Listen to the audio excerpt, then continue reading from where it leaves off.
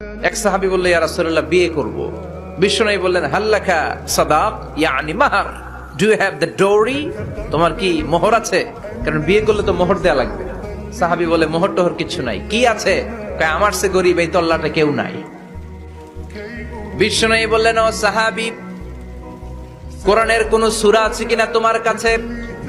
সাহাবী বলল, নবী, কোরআনের অল্প কয়েকটা সূরা আমার মুখস্থ জানা আছে।